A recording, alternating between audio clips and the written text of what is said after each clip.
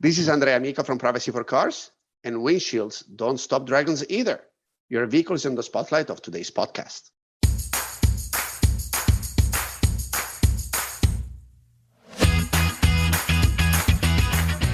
Hello, everybody. Welcome back to Firewalls Don't Stop Dragons. I'm your host, Kerry Parker, and today we have episode 237 for September 13th, 2021.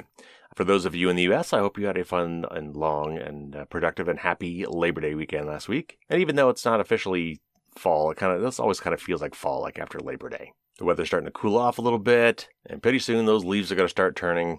And I know it must be fall because I'm already seeing Halloween candy for sale in the stores, which is just crazy. I don't know what it's like in other parts of the world, but man, in the U.S., like all the seasons just run into one another, especially if there's something to be sold in relation to that holiday, which, again, in the U.S., we find ways to sell and market stuff for every single major holiday. And the really goofy part is that once Halloween is over, and honestly, if you keep an eye out, sometimes it's like the day before Halloween or a couple days before Halloween, you'll start seeing Christmas stuff being put out. And it's like, come on.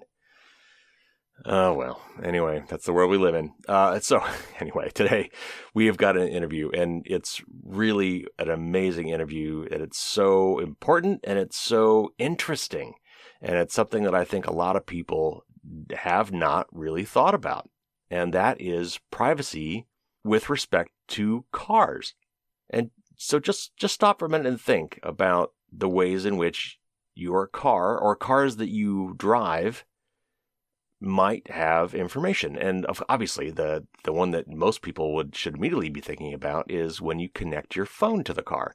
And, most people probably do this for cars that they own because modern entertainment systems can, help you dial numbers or see who's calling you. Or in some cases, if you're using CarPlay or Android AirPlay or whatever they call that, the Android version of that, you can actually, make and receive calls, through your vehicle and make and receive texts and all that sort of stuff. And a lot of it's safety features. A lot of that makes it, more hands-free, right? Which is great.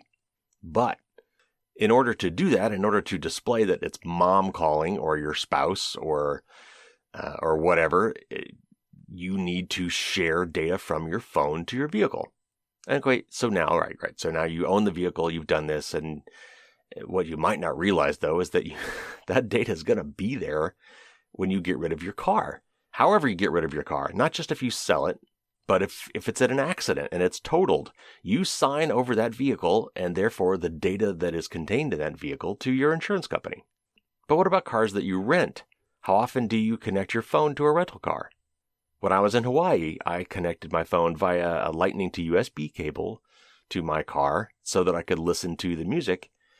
And I honestly wasn't even thinking about data that might have been transferred in that process. And I'm not sure what data might have been transferred in that particular way, but certainly if I had paired my phone over Bluetooth, which I explicitly did not do for the rental car, it would have shared perhaps my contacts and text messages and maybe geolocation. And what happens to that data when I turn my car in? Well, probably nothing, which means it's still there for the next person who rents my car to potentially poke around in, or the rental car company, or, whoever has access to that vehicle. And that's just your phone. Cars are computers on wheels, multiple computers on wheels. There are lots of individual computers within your car doing various tasks. Many of them are interconnected.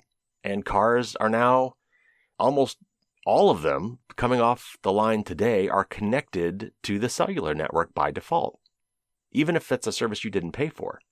Because car makers and all the people now associated with things going on in your car want to get data from your vehicle, either for marketing purposes or research purposes or safety purposes. There's lots of reasons, but there's just a ton of data being generated by your vehicle that is now potentially being siphoned off wirelessly without you being able to even see what's going on.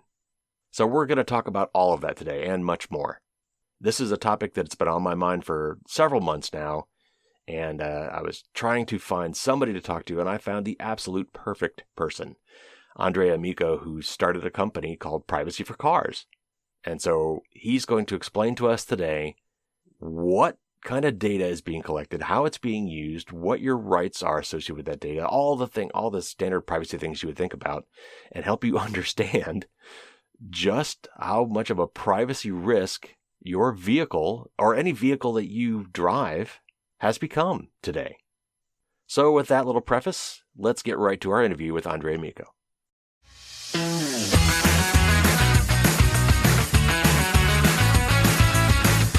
Andrea Amico is one of the nation's leading authorities on vehicle privacy and cybersecurity. He's also the founder of Privacy for Cars, the first and only privacy tech company focused on identifying the challenges posed by vehicle data. Thanks for coming on the show, Andrea. Thank you, Kerry. I'm very pleased to be here. Thank you. I've been wanting to do a thing on this for a long time, and I'm so glad we got a chance to hook up because I've been looking for somebody to talk about this, and you are absolutely the perfect person. So I cannot wait to ask you a whole bunch of questions. And I think this is something that a lot of people are probably kind of blind to. And I don't think it's something we're thinking about. And obviously, after this interview, I think they'll be realizing that they should be. Yeah, well, we often say that the car is the third screen. Everybody thinks a lot about their first screen, the laptop, the second screen, the mobile. Now, by the way, the mobile is becoming the first screen, but nobody really looks at the driveway as yet another device that is monitoring their activity. And hopefully at the end of the day, people will see it differently.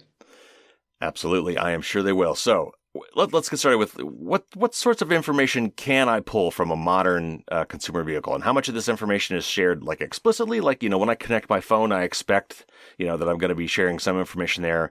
But how much of that information is collected just autonomously or implicitly by the car? I'm sure behind the scenes, it's got a bunch of computers in it. It's got logs. It's got telemetry, those sorts of things. So what kinds of information does a modern car ingest or create? Yeah. Well, first of all, there's a lot of differences. As you can imagine, cars are evolving rapidly, and with all rapidly evolving technology, the answer changes. So I'm going to be doing some generalizations here, if you don't mind. But sure. If you have a vehicle with Bluetooth, by the way, they've been around for 20 years. I don't know if people realize wow. They've been around for this long, right? If you have a vehicle with Bluetooth and you connect over it, or nowadays, if you plug your phone in the USB port, what most people don't realize is that a lot of data from your phone will automatically migrate inside the car. And sometimes you may get a little pop-up somewhere and say, hey, do you want to transfer your contacts? And maybe you will say no because it's a rental. But really, there's a lot of other stuff that goes there without really asking you. So let me give you some examples. So, of course, your contacts will be there. A very detailed log of your calls, the text messages, including the content of the actual text messages we've seen in a number of cars, all the way up to, with newer vehicles, you can find calendar entries. You have browsing history. You have your handle of Twitter and Facebook and some of that activity. Photos you've recently taken with your mobile. There's a track record of that, et cetera, et cetera. It's a long list. And on top of it, there's a lot of metadata that is associated with your device, which makes it really easy to re-identify you. The other stuff that the car collects, even without, from your own device, is that now cars have very commonly GPS units. Well, so the breadcrumbs of everywhere you go, that's stored locally.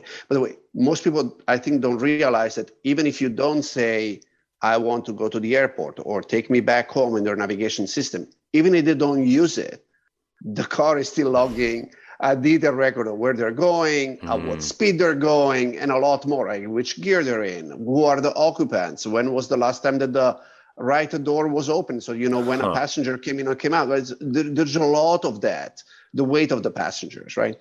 You have now cars with cameras, not only outside, but also inside. And so those cameras are originally used for safety features like trying to keep you on your lanes or making sure you're not distracted. But, increasingly, there's layers of AI that are being put on it to try to determine, well, which cars are you? Let's read their license plates.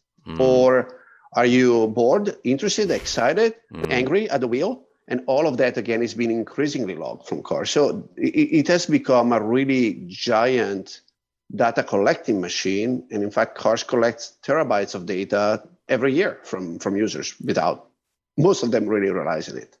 Wow. So you mentioned briefly metadata, and obviously I think it makes sense when you think about it. Well, if you're hooking your phone up to it, then the metadata around the call, who you called, when you called, how long you talked, and that sort of thing. What other sorts of metadata might be collected by a car today, and what might be some of the privacy implications around that? connecting your phone, it means that, you have the unique identifier of your phone stored right there, the name of the device in there. In fact, there was a very famous story a few years ago of a crime that was solved because the name of the Bluetooth device that was synced was the handle of somebody on Twitter. And so they figured out who was the person that stole the car, right? Oh, and wow. literally, there was no data extraction. Literally, they just compared the name of the device with the name of the person, and they got a match. And we do a lot of audits. I can tell you very, very often we find, first and last names of people being in the descriptor of the phone. And from there to, and then you have the home address. And then at that point, you really know who was driving that car. And then, everywhere they went, their garage door codes, you have everything. All of this is, very problematic, and you don't need any technical skills to extract this data. And if you have a little bit of technical skills, of course, you can get a lot more. Right. All right. So you mentioned that some of this started with Bluetooth, but, cars have had computers in them for a long time, and they've been storing some telemetry and other kind of data. So how long has this been going on? Walk me through a little bit of the technical history of how long cars have been storing data. And then, for the people listening, how do I figure out what my particular vehicle might be storing about me?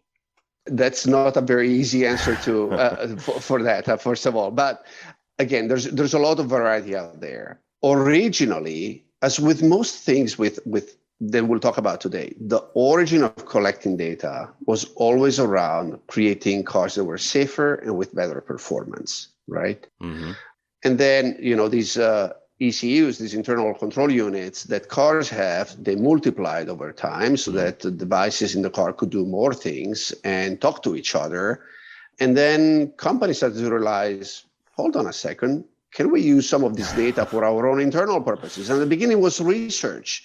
And then it became marketing. And then it became, what is truly happening today, which is cars have become just like laptops and phones. They're no longer in the full control of the manufacturer anymore. They are the centerpiece of an ecosystem where a lot of companies are bringing data, extracting data, analyzing data, and then sharing it with third parties and the third parties of third parties.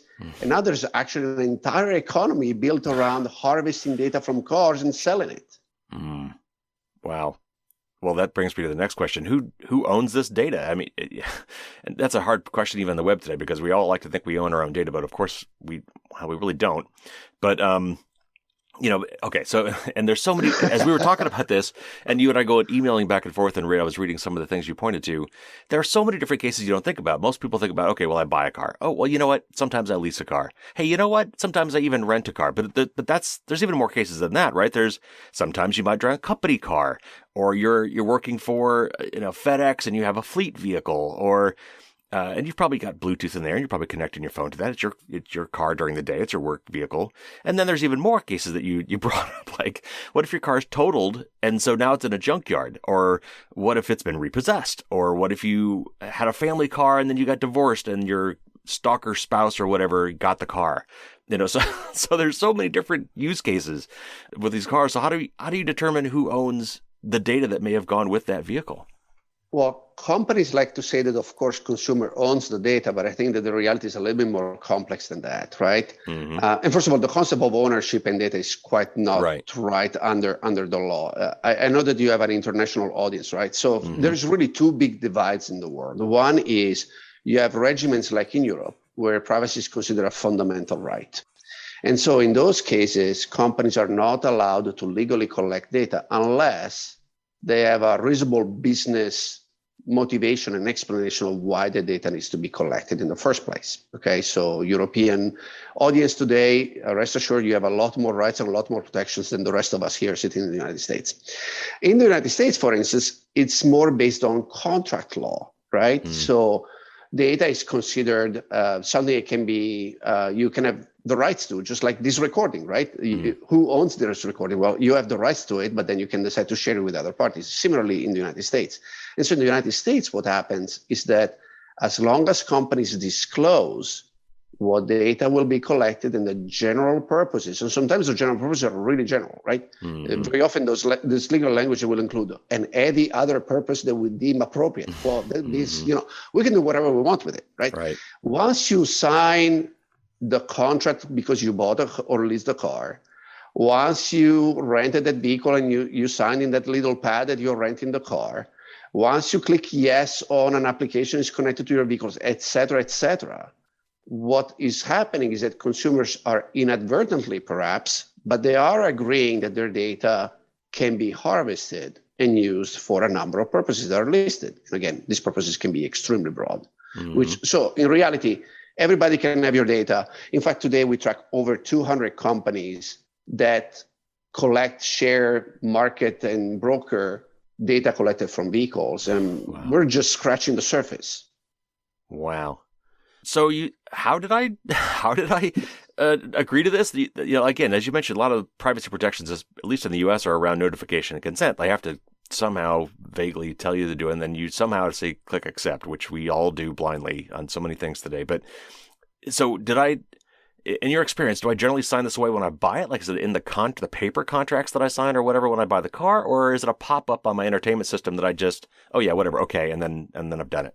A mix of those, right? So the pop-ups are actually starting to appear now with newer vehicles, which really tells you that the lawyers of the manufacturers are being hard at work to try to collect more and more your consent, right? We can debate whether that's an informed consent or not. But generally, when you sign a contract with, again, buying a car, entering a lease, you get into an accident and you're signing the contract with the transferring the ownership. You're transferring the ownership of the vehicle, including anything that's stored in it, right? So now your insurance company owns the data that you left behind in the car. And the reason why I think your audience should be concerned is because we know that today in the United States, in average, more than 4 out of 5 cars are resold while still containing the data of the previous owner. Oh, wow. If you look at rental car companies, so far 99% of all the cars we ever audited over the years contain the data, very often on more than one person, right? I'm sure we all had the experience of, oh man, I need to delete Bob's phone because we ran out of slots in this car, right? There's 25 phones synced in it, and I need to delete somebody so I can sync my own. And so this is a really endemic, very broad issue. It literally affects hundreds of millions of consumers in the United States alone. And I think it truly is, this is the biggest problem nobody has ever heard of. Right. Well, okay, so you mentioned these hundreds of companies that are sharing the data. What kinds of companies are we talking about? What purposes? Like, for instance, some things I was just thinking about. First of all, is this data shared with the car manufacturer? How about the dealer? How about your insurance company? What about law enforcement? Obviously marketing, because that is where we're at today. That doesn't really surprise me. Maybe it'll surprise the audience. But what about some of these other entities? Do they have access to this data at all? The answer is yes to all of the above. So look, of course, the car manufacturer will have first dibs to the data, okay? But for instance, what people don't realize is if you say you use your navigation system, okay? And people on your audience will have all sorts of different systems and some will be more advanced than others. But if you're getting live traffic updates on your navigation system, that typically comes from a third party. They need to get the real-time geolocation from your car so they can push this information. Guess what? They have the right then to use it, okay? You get weather updates, same thing. You get news updates, same thing. You want to know what parking spots may be available near you. Again, all of those are nice services to have. Just realize that they all come from different third parties and they have their own third parties, which is how your data that you thought was never in the car in the first place now finds itself into tens of databases, and then it's going to be shared and shared and shared again until it's literally everywhere. Wow. Okay, so technically, how is this data shared? Like, I know a lot of modern cars have built-in cellular radios because, like, this originally was like OnStar and some of these, like, safety features that they had, so that if you're in an accident, you could maybe even potentially automatically call someone to your help. But now I think it's built into a lot of cars today, and even if you don't buy the service, like it's a hotspotting feature that you can pay for or not, but they're probably going to build it in anyway, and they're probably also using it for their own telemetry, whether you use it for data or not. So when this data is being shared, how much of it's being shared, like in real time through the cellular radio that might be built into the vehicle, or what about it? Is it like when I bring my car in for service? Is there the OBD, the onboard diagnostic port, or some other similar service ports? Are they also siphoning off data at that point as well? Again, yes to all of the above, right? So first of all, nowadays, more than 90% of the cars that come out of a factory come with an embedded cellular connection, right? That's what manufacturers mean by connected cars. And then I think you and I can debate whether the definition is correct or not. We think that the story is a little bit more complex than that. But essentially it means that your car has embedded a cell phone. And that phone is like ET. It's calling home all the time and sending back data, which again goes not only to the manufacturer, but it goes to a number of third parties, okay? There are some companies where when you do pull into the service bay, this is, certain franchise dealers have these systems. Your car actually automatically connects with the Wi-Fi of the dealership so that some data can be downloaded. When you plug into the OBD2 port, which is that big port that is typically under the steering wheel somewhere, where you will see your technician sometimes plug in some big devices in there. That's really made mainly for maintenance purposes, but they can also go and download data from the car, right? And so whenever the car doesn't have a live connection, there are backups and backups to the backups to try to get information from the car. Again, some of this data is just for maintenance purposes, but some of this data is very personal in its nature, geolocation being probably the most significant example. Wow. So what you said with Wi-Fi, it's automatically, like, it's built in, the system is automatically set to, like, when, let's say I buy a Ford and I drive up to my Ford dealer's service bay, you're saying that without doing anything, that car is close enough, it'll connect to the service bay's Wi-Fi and automatically get diagnostic information. Without naming specific manufacturers, yes, this happens in a number of cases. Wow. Okay. So they've got a lot of data. I'm getting more worried. How good are they? I'm surprised that you don't know about this, because all of this is disclosed in the privacy policies. Aren't you an informed consumer? I'm being facetious here. Right. We all read those, right? Yeah, don't we all? Okay, so how good are they at securing this data? Do you know, do they encrypt this data? Is it encrypted in the car? Is it encrypted while it's being transmitted? Again, this is where it becomes much, much more gray and difficult to really give you perfect answers. But I can tell you, as far as the data stored in the vehicle, there are very, very few vehicles out there that actually have any sort of encryption. Okay. By and large, the data that is stored in the car is going to be stored in the clear. And consequently, when it's transmitted out, we can only assume it's going to be transmitted in the clear, because, why would they do it any other way? The reality is that, how the data flow of the telematics works is very different on a company by company basis. And again, unfortunately, you need to be an insider to really know a lot of those things. So this is where our knowledge really starts to be less deep, and it's just a lot harder for anybody. I mean, it's hard for us, you can imagine, for the average consumer to know what's going on, right? But I can tell you this, that we know that, because there's a company called Upstream, they do cybersecurity research for automotive. They claim that theft of data and theft of and exploitation of personal information from vehicles is the number one type of cybersecurity threat that is currently happening with automotive companies. Wow. So dig that a little bit more. Like, what do you mean? Like, what? Yeah, they're saying that 36% of all cyber attacks that are affecting automotive companies are really data breaches and invasion of personal information. From the cars themselves, or from data that's been pulled from cars and stored on some central server, or both? From all of those. Wow. Okay. So from what you're saying, it sounds like it's pretty easy then to hack into a vehicle either. And so if I'm a hacker and I want this data, I guess I would probably go for the real honeypot. I would want to go, if it's been stored in some server somewhere, and get a bunch of it. But if I come up to a vehicle, how hard is it for me to, okay, I know this is Terry's car. For whatever reason, I want to know where he's been, or I want to see what his contacts are.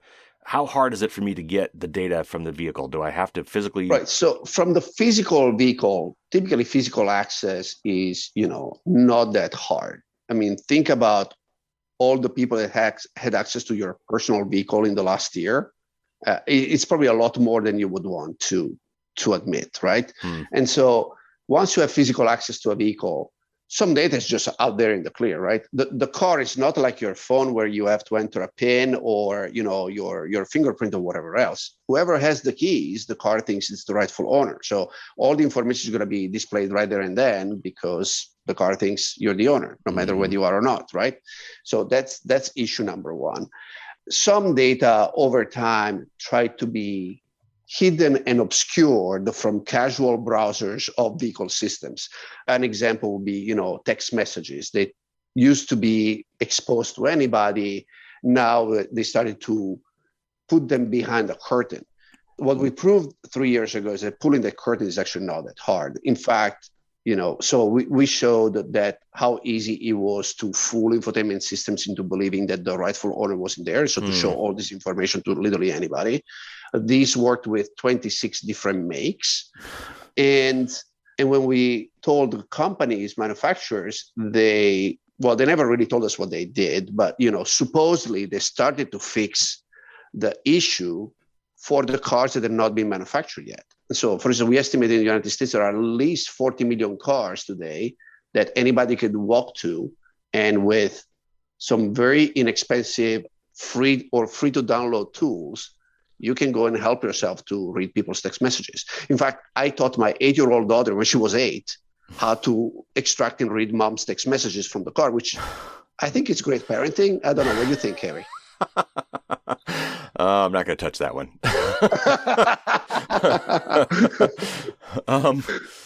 So a lot of this stuff is proprietary. I know companies generally don't like to let third parties in.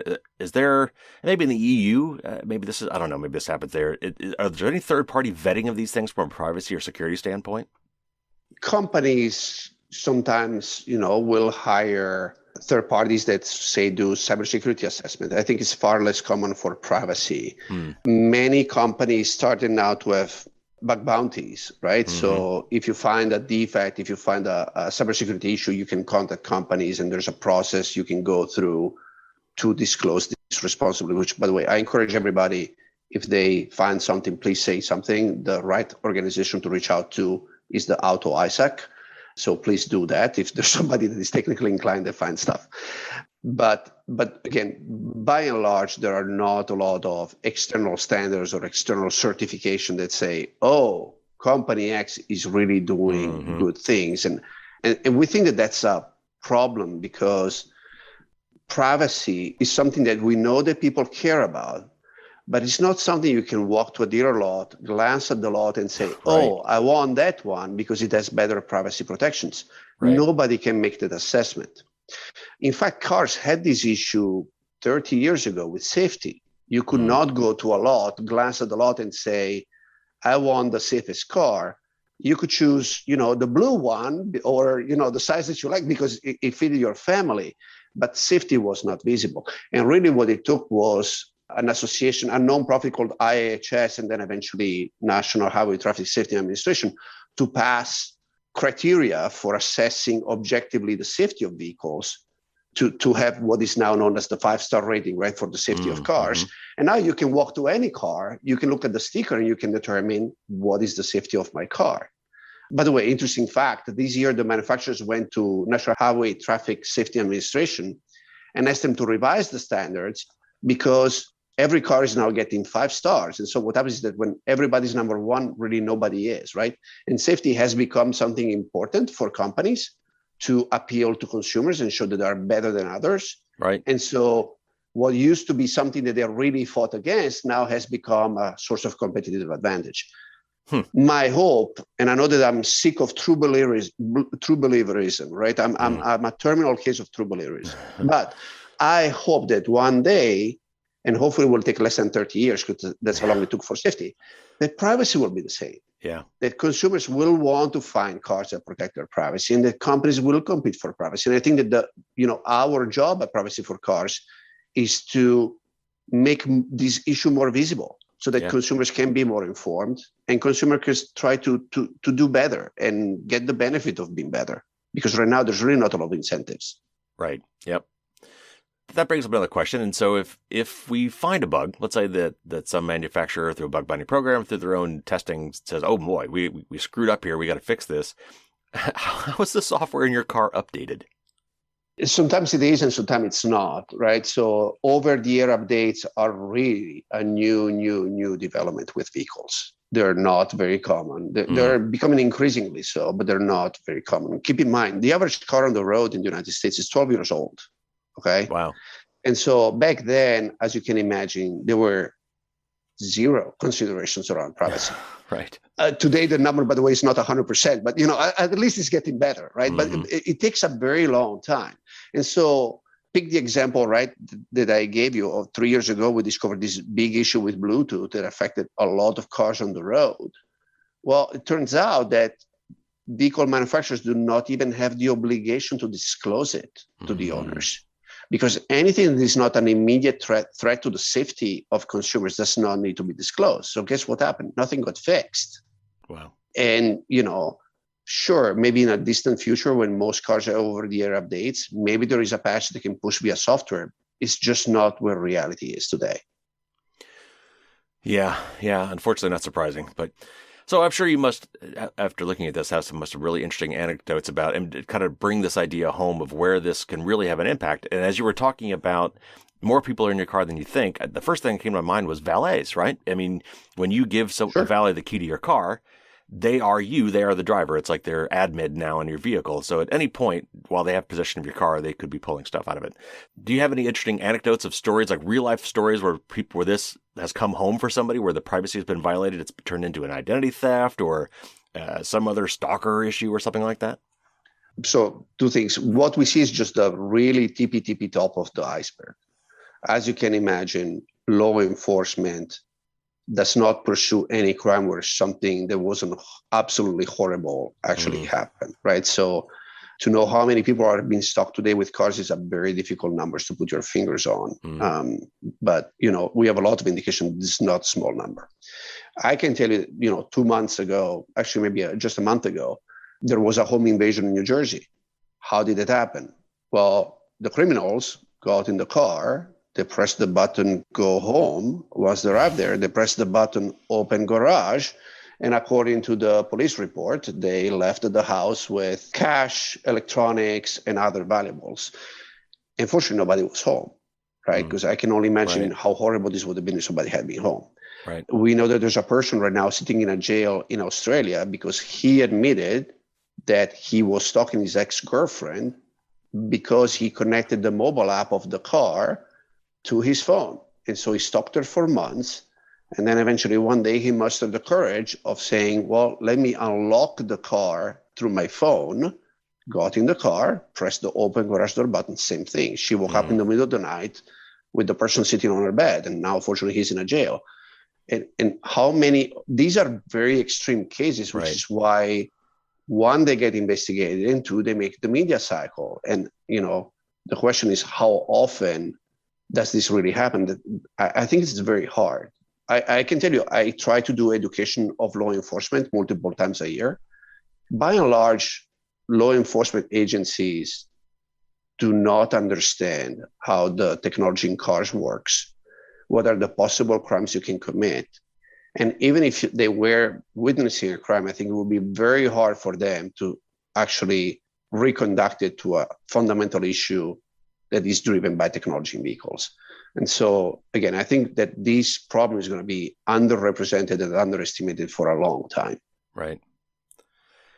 So we were talking about kind of, maybe unwanted or unrealized privacy and data loss. But what about, there are some cases where we voluntarily do this. And one of them that came to my mind was insurance. There are several insurance companies that offer lower rates to better drivers. And the way they know you're a better driver is that you willingly give them data about your vehicle. Tell us about how some of those systems work. I think there's one that maybe hooks into that OBD port. I think there's maybe some other ones that use, phone apps now. How do those systems work, and what kind of information am I actually agreeing to share when I participate in those programs? Yeah. So those programs started with, the OBD2 port. I think that everybody's familiar in the United States because there was this big ad campaign with Progressive, but there's many other companies that do that, right? Then it evolved into little tags that you can put in your car that have sensors and talk to your phone. And now it has become, let's just use the sensors of the phone, right? Because this way we don't have to install anything extra. Right. And it's the same thing, right? You say yes, and your second by second, sometimes millisecond by millisecond actions on the phone, on the car, etc., are recorded and sent back home. And yes, this allows companies to score you as a better driver or not better driver. Some of these companies actually coach you into having better habits. which I think is a good thing. If people know what it is that they could do to become a better driver, I think it's something that benefits all of society. But you may have signed somewhere there that they can use this data for whatever other purpose. The purpose can be anything from you get into an accident, they can use that data against you, right? Mm-hmm. They can determine that you were distracted, or whether it's true or not, right? Because they're using sensors, and so they're using evidence from a device. And so I think that people just need to be really thoughtful about this. They can also have the right to tap into your vehicle systems to extract additional data, depending on what it is that you're agreeing to. Once they deem the vehicle a total loss, again, they own the car. So at that point, they can do whatever forensic analysis because they own everything that is in there, right? So again, I think that this is something people, even if they don't subscribe to one of those telematics insurance, this is something anybody could be facing tomorrow morning. That you get into an accident, you sign the paper, it says, okay, send me a check. Next thing you know, you may get a dispute because they extracted data from the infotainment system and now they're challenging you. Right. So again, all of this is starting to happen at an increasing pace, and I don't think people realize this. Airplanes, due to the National Transportation Safety Board, I think, and maybe the FAA, have little black boxes in them where they used to do forensic analysis after accidents or things of that nature. Do cars today have an equivalent to a little black box with those kind of data, or is it just kind of the amalgamation of all the other data we've been talking about that kind of effectively is the same thing? Absolutely. Yeah. For your audience sake, if they want to look it up, the black box of a car is called the EDR, the Electronic Data Recorder. Originally, as we said before, right, all of these started with safety features, right? Mm-hmm. They started to equip vehicles with the early vehicles with airbags. They started to equip them with this. Why? Because manufacturers actually wanted to know, well, depending on the force with which the vehicle is hit, from which direction was hit, did the airbag save the person, or how can we make it better, right? So there was a real noble intention behind all of this and why the data was collected. Today, most cars that come out of factories do have an EDR, and there's actually an interesting law in the books in the United States called the Driver Privacy Act. For the time, it was really, really advanced, I have to tell you. This law was written in 2015. Not many people were talking about privacy, but, 4 senators, they're still sitting, today in the Senate, by the way, decided that it was important to have protections around the data collected by these black boxes in cars. And they make it very clear, black and white, that whoever owns the vehicle has the right to that information. And there are a few exceptions, right? So if you get a subpoena, if it's for a matter of national security, et cetera, right? Other companies or law enforcement may have access to it, but by and large, only the owner can have access to this data. Well, there's 2 issues with that law, and the reason why we think it needs to be revised. The first one is that it applies to the EDR only. That's one of about 100 computers. So as I like to say, I got 99 problems, and yeah. And that's where we're at today, right? In terms of systems in cars. Specifically, it does not cover anything collected through the telematics, anything collected through the infotainment system. Those are really big systems that contain a lot of data, and we think that that's problematic. The second thing is that the law says the right goes to the owner. Oh, hang on a second, right? If I'm renting a car, then the owner may be Hertz Enterprise, Avis, whoever, right? If I'm driving a fleet car, right? If my company gave me a car, the company has the right to that data.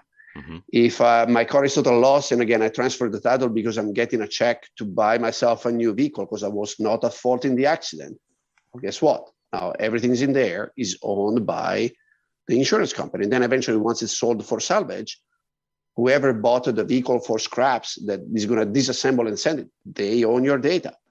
And so we think that, again, that part is problematic and should be addressed. But as you know, Congress doesn't work really fast. Right.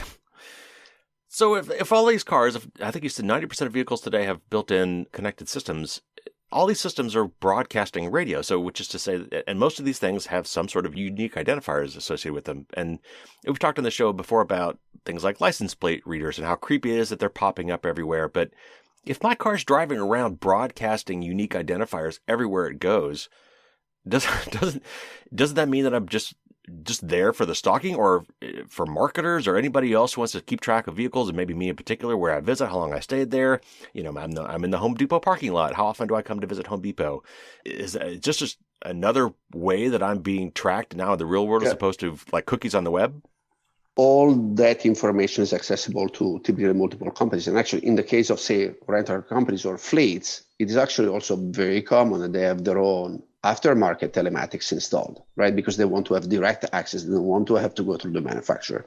And so now you may have multiple tracking systems running in parallel, telling multiple companies where you're going, at what speed you're going, which gear you're, everything, right, about you. And maybe you really don't care that the company knows if you're wearing the fourth or the fifth gear, but typically people do care. Hold on a second. You know where I drop off my kids to school? You know which hospital I'm taking my wife to? And, and reality is we see this kind of information routinely in vehicles for sales. And I don't think people really would be very cool with that. Yeah, if they knew. If they knew. And that's why we're here. Okay, so automated vehicles are like on the horizon. They've been telling us it's going to be any year now for years. And I think they've discovered that it's a lot more difficult than they thought it was going to be. But nevertheless, automated vehicles, driverless cars are coming. What sort of additional privacy concerns might there be with automated vehicles, either qualitatively or quantitatively? So there's two very broad school of thought here, right? So from one side, currently, in order to make cars autonomous, you need to pack more and more and more sensors, which means you will know more and more and more about the people that are inside. Okay, so that's personally the school of thought I ascribe to. I've also heard other people, for fairness, making the argument, well, hold on a second. If vehicles will be automated, it's going to be a lot harder for me to determine who was. Even if I intercepted a stream of data, it's a lot harder for me to determine Carrie was in the car because ownership is going to go down and there's going to be a lot more sharing of vehicles. Right. Yeah. And that may provide some source of anonymity. I'm not really sure that that's going to provide some significant protection given the amount of data will be collected by those vehicles. Right. But, for fairness, I think is a good thing to bring up. In fact, I can tell you, again, we do a lot of audits, and we have seen also data that third parties and the data brokers of the third parties do share. And typically it is a stream of geolocations, right? And typically there's descriptors attached to that geolocation. So once you have a series of blue dots, typically it's not very hard to find out who the owner is, because guess what? The most frequent dot is the driveway of your garage. Right. So what happens is that people that live in dense cities, they have a little bit more shroud of anonymity just because many more people will be there, and they may be parking in the garage that is shared by an entire building. So it's a little bit harder from just the geolocation to determine who they are. But if you live not in a densely packed city and you have your own driveway and your own parking spot, it's an easy bingo. Wow. All right. So as we wind down here, let's be more hopeful. Let's talk about solutions and how we can address some of these issues going forward. First of all, let's talk about the auto manufacturers. What do they need to be doing? And I'm sure you were consulting with some of them. What do they need to be doing to improve the situation? How do they make things better? And then how about car dealerships? What role do they play in this whole scene? Yeah. So first of all, what I'd like to point out, and I think it's a vastly misunderstood issue, is that I personally don't think that the manufacturers are the beginning and the end of the story of privacy. And I think many consumers, and most importantly lawmakers, believe that, well, if we tell the manufacturer to have better privacy protections, we have solved the issue. The reality is that that's not a better solution than just telling, hey, Dell, Asus, whoever makes laptops, you guys need to really have good privacy so we don't have any more privacy on people surfing on the internet. That's just not the case, right? The manufacturers is no longer in full control of the data that flows in and out of the car. It is, as I said before, the centerpiece of an ecosystem, but it's far more complex than that. Right? So it takes a lot more companies to do that. Manufacturers clearly can do a lot of things, right? From designing systems that are reducing the amount of personal information is collected at the origin. So they apply what is called privacy by default and by design. I cannot name a single car that does that well today, frankly. To, also better disclosures. It is, frankly, very hard for people to understand what data is in there. a lot of time benchmarking privacy policies of companies in the automotive field. And I can tell you, for manufacturers alone, that's very confusing. Very often, by the way, you need to read multiple policies. You will have to read the general policy of the manufacturer. Then you need to read the vehicle owner's policy, which is different. Or you enable the telematics, that's another privacy policy in terms of service you need to read. You download the app, that's another one, right? And so what turns out is that literally people would have to read 3 to 4 privacy policies in terms of services. Very often they're written in very obscure and legal language, which is not easy to understand. And I think there's a lot that can be done to make this far more visible and understandable to consumers. But as I said, there's a lot more to the story, right? So for instance, we work with a lot of auto finance companies and a lot of fleet companies, and we help them set up programs where we help them create protections for the people who are driving the car, right? So there's a number of banks, for instance, we work with.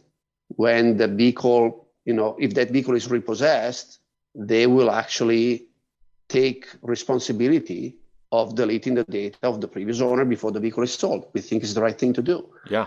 There is one company, Porsche, that has probably today the most comprehensive program in terms of privacy in the United States. They actually go as far as, if you lease a car and it comes back to us as a lease return, they will take care of it. Most leasing companies don't do that.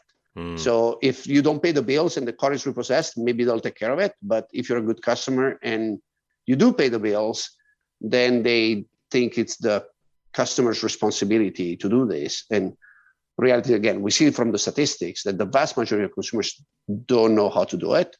They don't know to do it. And it gets even worse when you get to the dealerships because they have the same problem. We did a survey recently. We found out that consumers could find the personal information of the previous owner. So consumers, right? Not experts. The average person on the street test driving 1 or 2 cars of their choice at random dealerships, they could find data at 88% of those dealerships. So that really tells you that even dealerships are not doing it. In fact, 1/3 of those dealerships told the consumer, actually, we have a process to remove the data. We pinky swear that we do this all the time. Oops, this one must have slipped through the cracks. Well, the crack is the size of the Grand Canyon because 75% of those dealerships, people could find the personal information. So if a dealership tells you, we do all these things for you, I think it's important to trust, but also to verify. And, because a lot of things are said, but not really done. Right. Oftentimes when we talk about privacy and data, it really does become confusing is like, where should the responsibility lie? And it's really easy for a lot of companies to say, well, it's on you. Right? We give you the power as the person who quote unquote owns the data or generates the data. The power's been yours all along. Click your heels 3 times and go home, Dorothy, right? You've always had the power. But in reality, there's way too many things to keep track of, and it's too hard to do. A lot of people don't do it, even if they know to do it. So, in your view, and we may have to enact regulation to enforce this, but where should that responsibility lie? Where's the best place, from my perspective as a user generating data that I want to make sure gets cleaned up? Where should that responsibility really lie? As with computers and phones, privacy and security, it takes a village. It truly does. And I believe that informed consumers that know how to take care of their privacy is always a great thing. But reality is that the industry needs to come in and it needs to be putting in place some safety nets, because assuming that people will spend hours reading the privacy policy to understand what data was collected in the first place, but you can't really understand it even if you read them. And from there, that they know exactly what actions to take, is just ludicrous. It doesn't happen. Right. And the empirical evidence is that it doesn't happen. Is not enough of a protection. And so good news is that consumers do have tools in their hands. Anything from asking calling the manufacturers, calling the dealership, telling the rental operator as they're returning, please delete my data in front of me so I can actually verify it. All of those are accessible to just about any consumer around the world, right? So that will be a good place to start. Reality is that very often that's not sufficient. I mean, I've been the person that I'm in a rush to get my plane back home, and I'm going to be, running out of the rental as far as I can. And, I'm not going to be spending the 2 minutes it takes to clear the data. I've been that person before. Yep, me right? too. So I understand. And reality is that fortunately, a growing number of states are giving consumers the tools to do it. Just consumers may not know about it, right? So most states have data security laws and data breach laws and reasonable cybersecurity laws and data privacy laws. And you can actually use those laws to request businesses to remove your data. We know that it's extremely cumbersome for consumers because this is just like, I don't know if you ever tried to disconnect your cable provider and what a royal pain in the neck that is, right? And at least you know which company you're dealing with. Now, try to do this, right, with a bunch of companies you never heard of. It's just an unsurmountable obstacle. So we're trying to fill it in. So if you don't mind, we'll just plug ourselves. We have a little service that we just started for free. So I just encourage your audience to try it. And it's called Assert Your Data Right. And if you go to our website, there's a section for consumers where you can assert your data rights. And basically it does what it says it does, right? It says, look, you may have agreed for your data to be gone, but you also have the right to tell them to stop. And basically we ask you to go and fill a form. You appoint us as the company that will take care of it. We don't use this data for any other purpose other than serving consumers. So we don't sell the data to anybody. We'll share it only with the companies that we believe have your data and exclusively to tell them, just stop, just delete this data. And so I hope that some of your audience will want to give it a try. It depends on which region of the world they are. We will be more or less successful because it depends on what laws are there. Right. But we think it's important to do it because unless consumers start telling companies that they care about their privacy and that they want their data to be respected, I don't think we can expect that companies will take the initiative. Right. Well, very often in the interviews like this, I'll ask the guest to talk about their company at the beginning of the interview, but I kind of wanted to lay the groundwork first because I don't think a lot of people understand the scope of this issue. So now that we've kind of laid that groundwork, tell us more about what Privacy for Cars is, how you guys started, and the other initiatives you guys are involved in. I know you're working with not just consumers, you're working with other groups as well. Tell us about what you guys are doing now that we've kind of talked about what the problem is. Sure, happy to. So I'm an automotive guy. I've been for the last 10 years. My previous company, we used to inspect a lot of cars, rental cars, fleets, lease returns, etc. And 7 or 8 years ago now, I was doing an audit and I just noticed, oh my gosh, people are leaving their home address and garage door codes. That doesn't sound good, does it? Mm-hmm. And when we started asking people in the industry what they knew about it, nobody knew a thing about it. I mean, they may have noticed, but nobody had statistics. And as a consequence, it wasn't real. Mm-hmm. Nobody felt any responsibility over it. Right. And so the first thing we did was, okay, let's pull a random sample of 100 vehicles and let's see what's in there.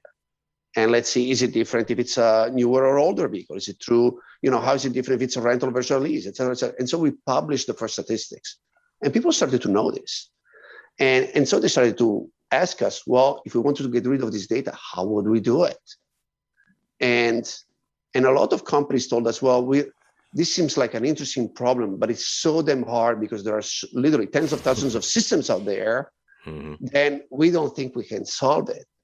And I just took this to heart. And I thought that wasn't right. And I thought, well, if it takes boiling an entire ocean of vehicles, if that's what it takes, that's what we'll do. Mm. And so this started literally as a passion project. It was never meant to be a company. And then what really happened is that CCPA, California Consumer Privacy Act, passed a year and a half ago. And as part of the protection, again, consumer can request their data to be protected. And then companies started to realize, hold on a second, we have all these data security laws that apply to us, especially if we're an out-of-finance company. Every dealership in the country is an out-of-finance company, by the way, right? So they all have obligations to actually protect your data. And so they started to come to us and say, hey, can you help?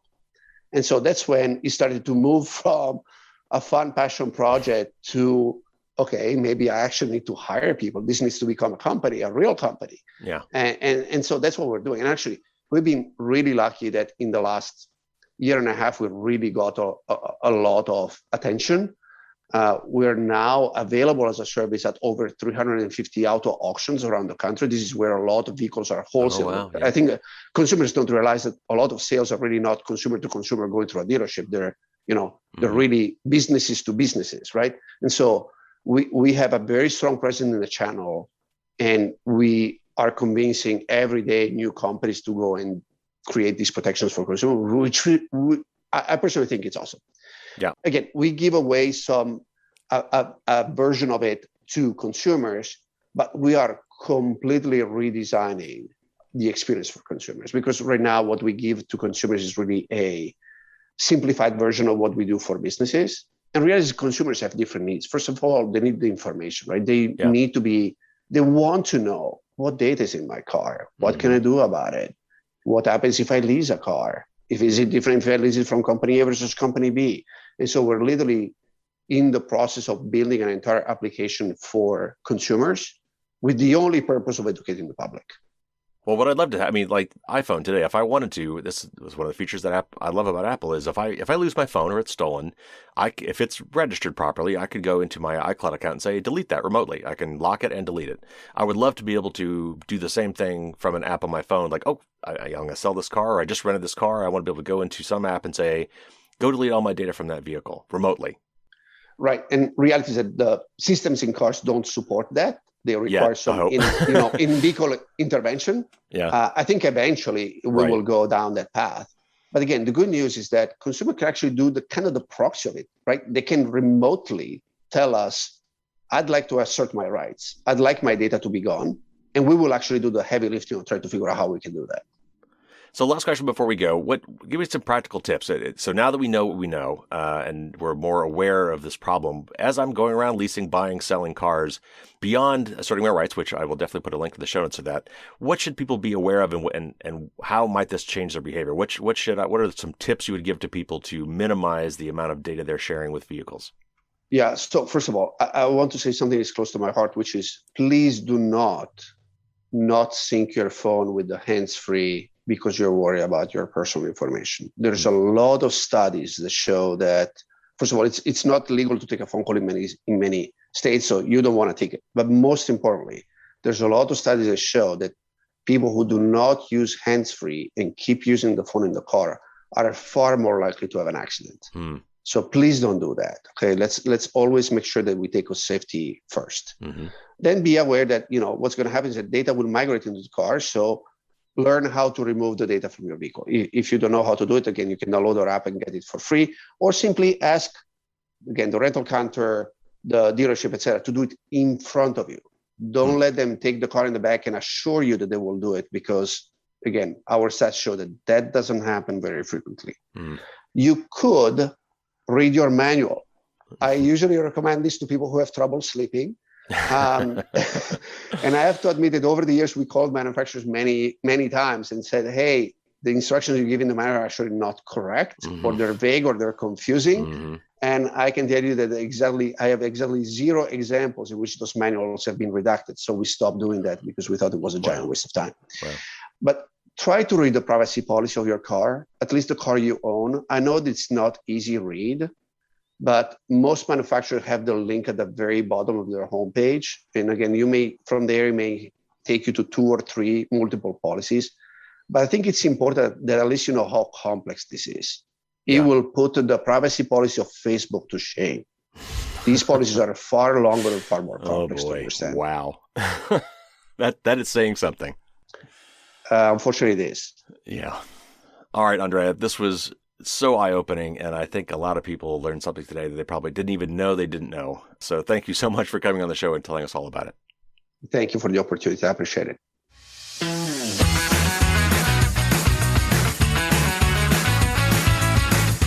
What a fascinating discussion, and a really, truly eye-opening discussion, I assume, for a lot of you. It was for me, and I'd been thinking about this for a while. And there's still a lot of things I learned in here that just blew my mind. And again, I hate to keep beating this dead horse, but it's going to have to come down to regulation. It's just not sufficient. It's a myth to say that you can empower the user to do this for themselves. It's just a logistical impossibility for people to understand all of the ways in which their data is being collected and used, and then to provide meaningful consent to try to opt out or try to limit that data. It's just not a viable solution. So thankfully, we've got people like Andrea and his company Privacy for Cars out there acting on our behalf. And in this case, potentially legally. So I'll get to that here in a minute. But he did mention a couple things I wanted to talk about real quick in retrospect. And one was, he just kind of off the cuff mentioned that one of the things that your car is gathering is the weight of the occupants. And I don't know if you caught that, but I could see some people thinking like, huh? How? Why? Well, a lot of safety features in your car, like for instance, airbags, can be triggered or explicitly not triggered based on the weight of the person in the car seat. For example, if there's nothing in the car seat, then there's no reason for the airbag to go off. But if there's a little bit of weight, what if that is a baby in a car seat? Well, you actually don't probably want to fire the airbags in that case. And you'll probably see this if you pay attention in your car.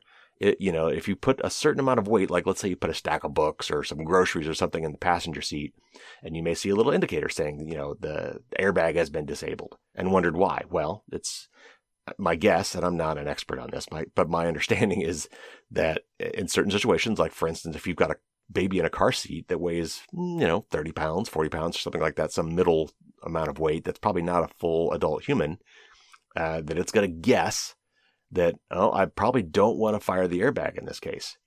So anyway, yes, your car can, on some crude level, figure out how much you weigh. He also mentioned the Auto ISAC, that's Auto ISAC, or the Automotive Information Sharing and Analysis Center. And real quick from their website, what they say of themselves, they say they are an industry-driven community to share and analyze intelligence about emerging cybersecurity risks to the vehicle and to collectively enhance vehicle cybersecurity capabilities across the global automotive industry. So good guys doing good work. If you are a security researcher in any way, shape, or form, or anybody really, if you run across, as Andrea said, if you run across some data problems, some privacy issues or security issues, cybersecurity issues with your vehicle, let these guys know. That's kind of what their job is. And he mentioned the CCPA, the California Consumer Privacy Act. And the cool thing about that, and that's a regulation, that regulation basically kind of enabled privacy for cars and companies like that and services like that to be your privacy agent, to like legal agent. Like you can deputize them through a series of forms and legal rights stuff, give them permission to act on your behalf. And that, which is kind of a compromise to this notice and consent stuff, where it's so hard for an individual to do this. But if you deputize someone to do it on your behalf, someone whose whole job it is to understand where all the places are that you could be opting out, and then go find them and probably automate the process, they can do all this on your behalf. And so Privacy for Cars kind of uses that dynamic. And there are other ones too. Actually, there was another company, I couldn't remember the name of it. It's a pay-for subscription service that does this. But while looking for them, I found another one that claims to be free. And I can't necessarily say that we should use this company, but it sounds good. And it's something you might want to look into, called freeccpaagent.com. And they've got for pay stuff too, but I think even on a free level, you can basically authorize these guys to, under the CCPA, in every way possible, opt you out of this data collection. And that's been enabled by this law. It's not where we want it to be. It's not GDPR or similar, but at least, now we have the tools, the mechanisms in place to perhaps start reining in some of this data collection.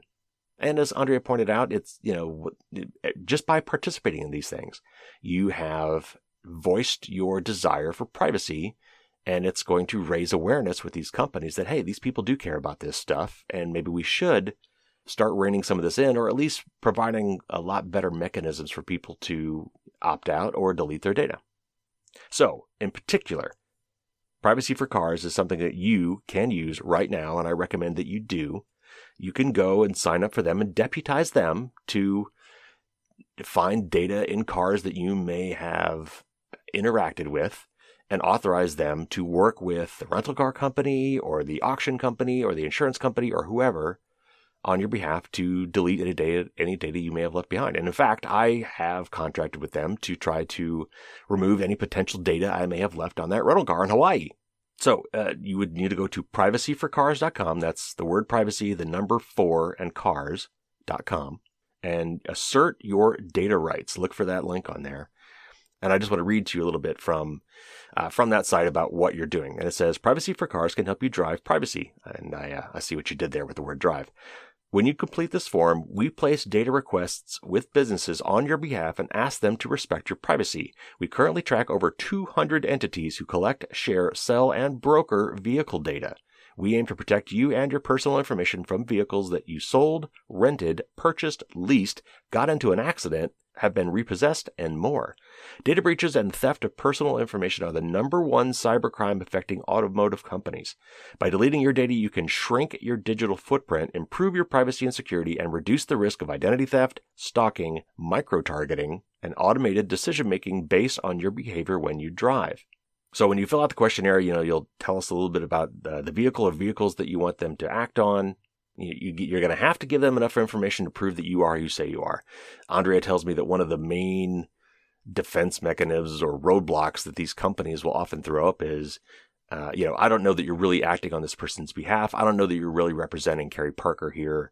I don't know that this is a legitimate request. That's the easy way for them to say, I'm not going to do it. So you really should make sure that you give them your information so they can properly identify themselves as your agent and that they are working on your behalf, which means giving them your real name, giving them your real address, giving them their real daily use email address, or at least whatever email address that rental car company or whoever would know you by, so they can have legitimacy when they go to act on your behalf. Now, a lot of this is probably, I'm not sure what the limitations are in terms of whether or not you have to be a California resident.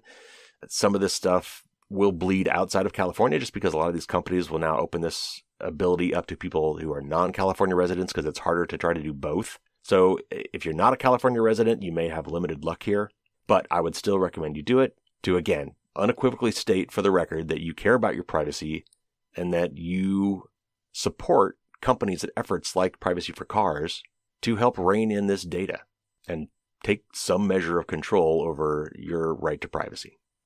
All right, one more quick thing before we go. As always, I promise to read your reviews on the air if you post them. I got a really great book review, 5 out of 5 stars on Amazon. Thank you so much. And they say, truly for everyone.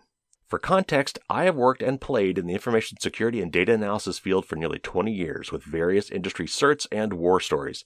This is the first book I recommend to anyone who asks me questions like, should I use a credit monitor? Or how do I stop all this spam in my email? Frankly, answers to those could range from yes to change your email provider to a fully encrypted service and use individual addresses for everything. There needs to be a middle ground for those who want a bit more than a brush off and a bit less than an off-the-grid campaign. This book fills that need and is readable and applicable by anyone from grandma on her iPhone to the Java coder buddy who runs an app startup.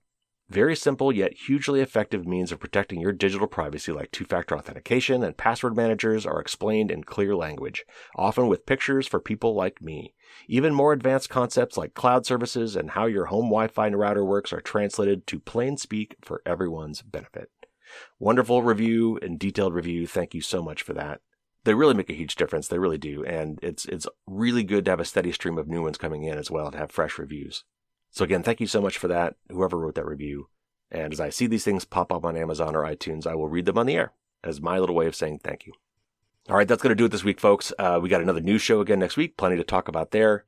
There have been some other kind of hot issues that have popped up. Again, I would recommend you follow me on Facebook and Twitter. That's kind of where I post, hot tips like there's a nasty bug right now. Here's how you fix it kind of stuff.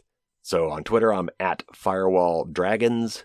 And on Facebook, I think you just look up Firewalls Don't Stop Dragons. You'll find it. If you go to my website, firewallsdon'tstopdragons.com, and look off to the right, all my social media icons are there. You can use those to find them as well. I will put links to Privacy for Cars and the link to asserting your data rights, link to the Auto ISAC guys, and more in the show notes. So check those out. And I got more great interviews working in the background. Lots of fun stuff coming up. So subscribe if you have not already done so you don't miss an episode. You can also check out my newsletter and blog on firewallsdon'tstopdragons.com, and of course the book on Amazon. Take care, everybody. Get those shots. Help others get their shots. Stay safe out there. And until next week, as always, don't get caught with your drawbridge down.